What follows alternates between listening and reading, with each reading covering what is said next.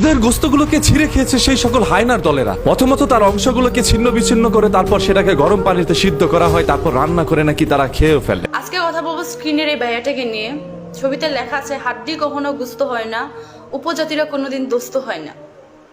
আপনাদের সর্বপ্রথম ভুলটাই হলো, আমরা উপজাতি নই, আমরা আদিবাসী। এই ডিজিটাল বাংলাদেশে এসে আপনারা কিভাবে আমাদেরকে এখনো উপজাতি বলেন এটা বুঝি না। হাড্ডি কখনো গুস্ত হয় না, উপজাতি কখনো বন্ধু হয় না, সঠিক কথা। আজকে বাংলাদেশ তো সরকারের কিতাখরের যে আমরা অত সুন্দর একটা বাই, আমি ভারতর, আমি ইন্ডিয়ান, কিন্তু আজকে এই ছেলেটার মুখে দি সাইয়া ভিডিও বানাইতে বাধ্য হয়ে গেছি। এই যে সাইটে যে দুইটা ফটো দেখতে আপনারা, একটা বাইর, এই বাইটারে অত নিষ্ঠুরভাবে হত্যা করা হয়েছে। আর হত্যা তো করছেন লগে তারে মাংস সুরাইয়া রান দিয়া খাইয়া ফেলাই দিছেন। অতনি বজ্জাত একটা মানে জাত। আর এই যাত্রে তারা কিতা মানে বাংলাদেশ সরকারের কিতা করেন, তারা কিতা দরিয়া টুকাইয়া আনতে পারেন না, একদম সাফ করতে পারেন না। এই মেয়েটায় কিতা হইতে চায় তারার জাতির বিষয় নিয়ে সো দেখিলে এই ডিজিটাল বাংলাদেশে এসে আপনারা কিভাবে আমাদেরকে এখনো উপজাতি বলেন এটা বুঝি না। আমরা আদিবাসী। আর পরবর্তী হলো দোস্ত, যেটা আমরা কোনোদিন আগবারেই যাই না যে আপনাদের সাথে দোস্ত হতে। আপনারাই আসেন বন্ধুত্ব করতে, আপনাদের আকর্ষণ একটু আমাদের দিকে, কারণ আমাদের কালচারাল, আমাদের চলাফেরা, আমাদের পোশাক সবকিছু আপনাদের থেকে আলাদা, যার কারণে আপনারা একটু আকর্ষণ হন, বলেন যে বন্ধু হবেন, ফ্রেন্ড হবেন, এই সে অনেক কিছুই থাক, এটা বাদ দিলাম। পরবর্তী হলো আপনারা যে এখন আমাদেরকে উপজাতি বলেন, কোন আঙ্গিকে ভাই? আপনার বাঙালির যেভাবে অধিকার আছে বাংলাদেশে থাকার, ঠিক তেমনি 50% অধিকার আমাদেরও আছে। আমরা উপজাতি না, আমরা আদিবাসী।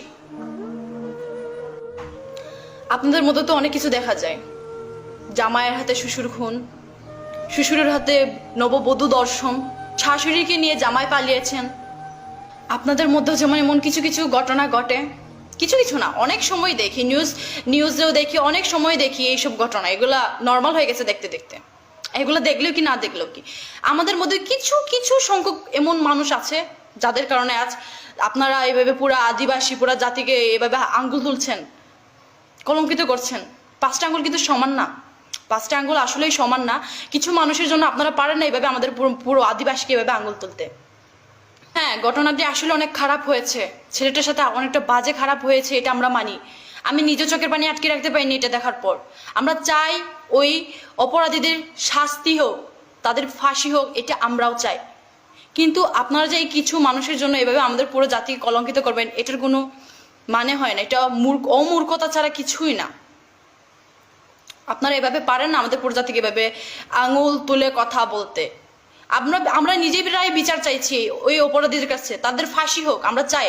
কিন্তু আপনারা কেন কিছু মানুষের জন্য আমাদের পুরো মানুষকে এভাবে আঙুল তুলবেন? 5টা আঙুল সমান না, এটা আপনাদেরও বোঝা উচিত। সত্য কথা যেটা, এটা তো সত্য। দেখুন, একটা জাতি পুরা খারাপ হইতে পারে না, হয়তো এই জাতির 2-4 জন খারাপ হইতে পারে।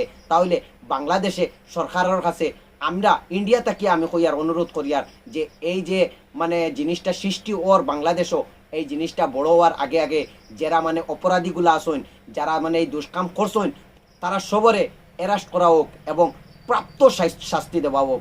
সবিওর আমার অতটুকু আসলো। আসসালামু আলাইকুম, নমস্কার এবং সত শ্রী আকাল।